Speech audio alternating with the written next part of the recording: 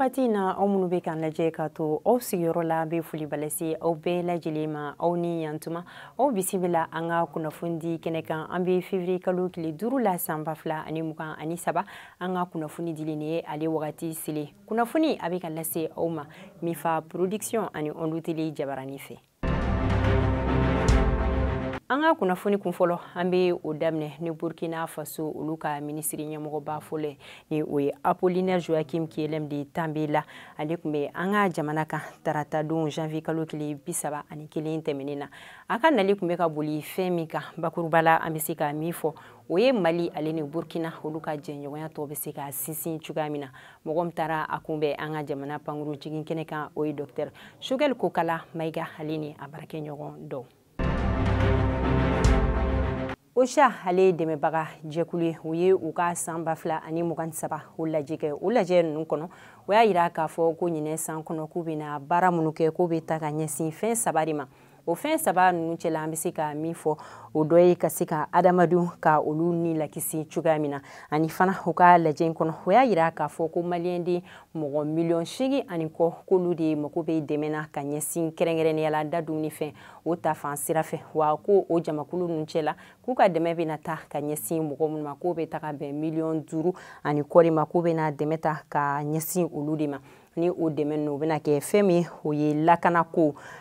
kɛnɛya sigida sanuyali ko ani dunkafa sabatili ko k'u bɛna baara kɛ ka ɲɛsin nin bɛɛ lajɛlen de ma olu ni a ɲɔgɔnna caman nka walasa k'u ka baara ninnu k'a bɛ se ka ɲɛ u bolo cogoya min na u y'a ɲini u dɛmɛbaga jɛkulu fɛ ko sefa wari miliyari 450 ko u mago bɛ o de la walasa u ka laɲini bɛ se ka sabati cogo min. An ka jamana labitanisoba dɔ ni o ye hôpital Gabriel Touré olu kɛmɛ ka baarabila caman ka o boloda ni kalo in kɔnɔ o y'a yira k'a fɔ ko sababu kɛ k'u ye laɲini 6 kɛ an ka jamana gouvernement fɛ ko ni ɲɛ ma se ka sɔrɔ fɛn minnu na ko k'a daminɛ ni kalo in tile 8 na ka taa se a ta ma k'u bɛna baarabila kɛ ni wagati kofɔlen la ko ni laɲini n'a ma se ka sabati k'u bɛ tila k'a daminɛ tuguni février kalo tile 13 la ka taa se a 16 la ko n'a ma se k'a ɲɛnabɔ o fana na k'u bɛ tila k'a daminɛ ni kalo in tile 20 la fo ka taa se a 24 ma wa ko ni wagati kofɔlen ninnu bɛɛ lajɛlen la ko ni laɲini ma se ka sabati k'u bɛna baarabila kɛ fo ka taa se wagati min. An ka jamana polisilakaw olu ka inspecteur général kɔrɔ ni o ye Yaya Sangare n'ale bɛ sɛgɛn lafiɲɛbɔ la n'an b'a fɔ o ma ko retraite mandat de dépôt taara ka ale sɛgɛrɛ janvier kalo tile 30 tɛmɛnen na san 2023 ko sababuya kɛ jalakili sɛbɛn taara ka ale sɛgɛrɛ ni o sɛbɛn yɛrɛ donna Yamadou Keita ale ni douane DG kɔrɔfɛ ni o ye Amadou Tugulɛ ni o sababu yɛrɛ sɔrɔla fɛn min fɛ dugukolo ko dɔ min yɛrɛ hakɛ bɛ ta ka bɛn miliyɔn 1 ani 90 hakɛya de ma wa mɔgɔ mun ye mandat de dépôt ta ka a sɛgɛrɛ o ye sigida 4nan o tribunal n'an b'a fɔ o ma ko commune 4 tribunal olu de ye mandat de dépôt ta ka a sɛgɛrɛ nka sɛgɛsɛgɛliw olu koɲa bɛ sen na hali bi juge d'instruction fɛ. Dramane Doumbia Dekoro ale ni Abubakar Aidara ni mɔgɔ kofɔlen 2 hakili jiginna kabini octobre kalo tile 16 tɛmɛnen na san 2022 ni mɔgɔ kofɔlen 2 olu minɛna Yaya Ɲanbile ale ka cɛdenw fɛ ni o ye Sotiba o commissariat olu ye tɛgɛ da ni mɔgɔ kofɔlen ninnu kan k'o sababu kɛ k'u ye yuruguyurugu dɔw kɛ ka don mɔgɔw ni u hakili cɛ u ka kiri kun bolodalen don février kalo tile fɔlɔ tɛmɛnen na nka komi u ka kiri k'a bolodalen don ni kalo in tile 15 nata in na. A bɛ wagatini janbɔ shisha ko koɲala kunnafoni kun jɛnsɛra an ka jamana fan bɛɛ lajɛlen la ni ka mɔgɔw ladɔnniya k'a fɔ ko shisha mili ko bɛna dabila an ka jamana na k'a wagati sera sabula février kalo tile 15 nata in na ko ni shisha yera mɔgɔ min bolo ani fana ko ni mɔgɔ min ni ale bɛ k'a feere walima k'a min ko ɲangini bɛ taa k'i sɛgɛrɛ.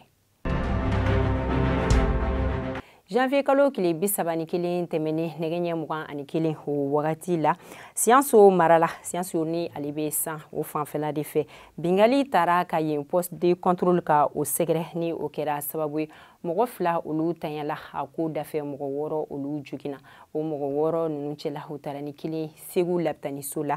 ani fana ko moto wɔɔrɔ olu sɛbɛkɔrɔ tiɲɛna a ko dafɛ. Seere minnu kun bɛ a yɔrɔ la olu y'a yira k'a fɔ ko ni bingalikɛla ninnu ko u nana motow la ani ko dɔw fana ko olu nana bolimafɛn sen 4 na ko wa fana ko u tagatɔ k'u tagara ni pɔsi bateri dɔw ye u fɛ. O tɛmɛnen kɔfɛ sɔgɔmada joona fɛ an ka finitigilakaw olu tɛmɛtɔ Goma ale ni Jabali o ni ɲɔgɔn cɛ olu yɛlɛla dugu jukɔrɔ mugu pɛrɛn dɔ kan ni o kɛra sababu ye mɔgɔ 1 ale tanyara a ko dafɛ mɔgɔ 4 olu jogina. Janvier kalo tile 28 tɛmɛnen nɛgɛ ɲɛ 19 o wagati la Kati commissaire divisionnaire ni o ye Suri Ibrahim Sangare ale ni a ka cɛdenw u tɛgɛ dara mɔgɔ 5 kan minnu kun ka baara ɲɛsinnen don ka fali ka olu suɲɛ k'u faga ka tila ka sugu ka feere mɔgɔw ma fana tɛgɛ sira ka da ni mɔgɔ kofɔlen ninnu kan. N'an bɔra an bɛ taga kokan kibaru la Kenya jamana kan hakili jiginna kabini san 2016 o wagati la Kenya jamana kan polisikɛ 3 olu kun ye dansigi mɔgɔ 3 olu ka ɲɛnɛmaya la ka u nimatɔrɔ ni ka tila ka olu faga. O polisikɛ 3 n'u ka kiri o tigɛra février kalo tile 3 tɛmɛnen na san 2023 jalakili mun tara ka u sɛgɛrɛ o ye Siban Kaso de nka a mɔgɔ 3 polisi 3 ninnu cɛla mɔgɔ 1 o ta kɛra san 24 kaso ye ko sabula ale ta kɛra ale kun bɛ ka lajɛli de kɛ nka ale ma fagali kɛ a kunya la. An lajɛbaga ni an lamɛnbagaw bɛɛ lajɛlen an sera ka kunnafoni minnu sɔrɔ ka ɲɛfɔlikaw ye o kan o kɛra ni an bɛ foli balase aw bɛɛ lajɛlen ma o minnu ni aw tɛ sɛgɛn ka to k'an lajɛ ani k'an lamɛn sanga ni wagati bɛɛ lajɛlen la Ala ka bɛn ni basigi sabati Mali kɔnɔ ani diɲɛ fantanw bɛɛ lajɛlen la hakan bɛ o la sanga wagati wɛrɛ ni Ala ka jɛ.